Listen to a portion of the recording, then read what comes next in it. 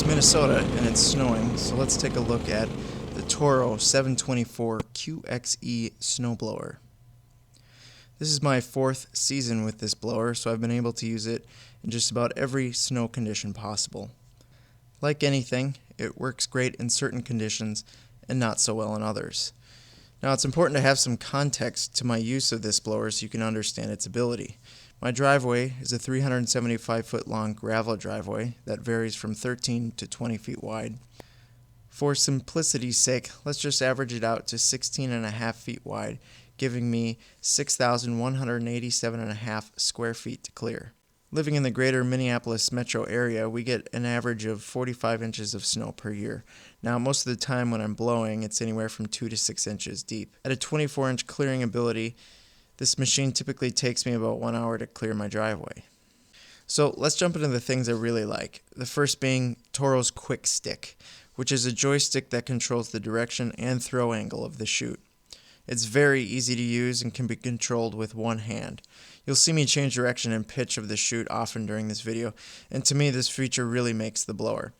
It's not without its quirks, however. There is a steel bar that runs from the quick stick to the chute itself, where it's just held in with friction and not fastened down. So if the snowblower gets jostled around or bounced, this piece of steel can come out, so you'll have to kind of bend it back in. Although what's really nice is that the max left and right directions are past 180 degrees of each other, so when you're coming up to a street or building, you can actually blow the snow slightly behind the machine. Startup is really simple. Prime it, choke it, pull it. Starts within 3 pulls every time.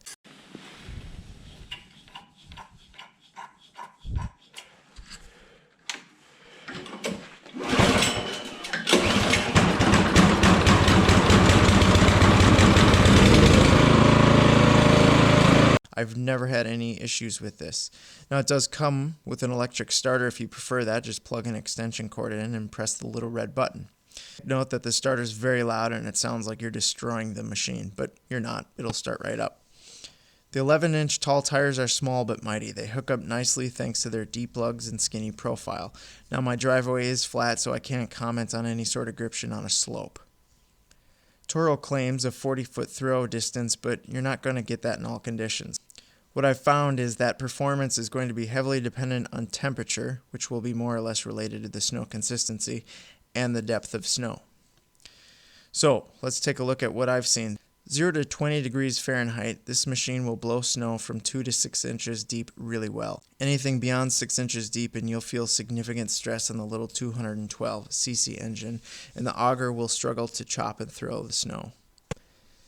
20 to 32 degrees is where the machine's limits are found. Typically, at this temperature, snow, around here at least, starts to get heavy.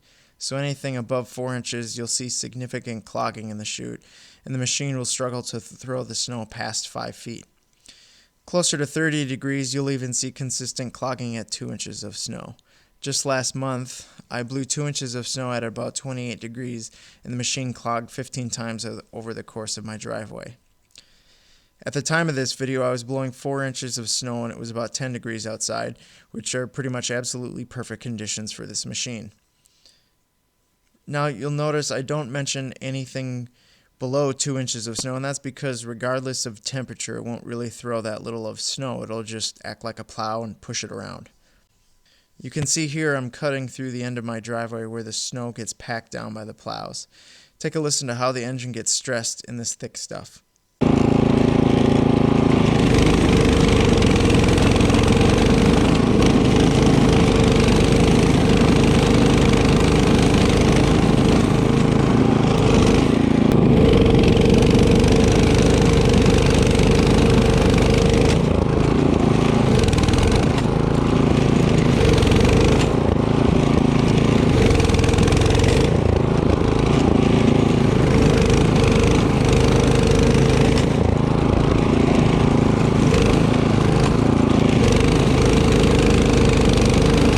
I've heard rumblings that this has been Toro's best-selling snowblower, and that's for good reason. It's easy to use, small enough to blow sidewalks, the quick stick is a huge selling point, and they start right up every time.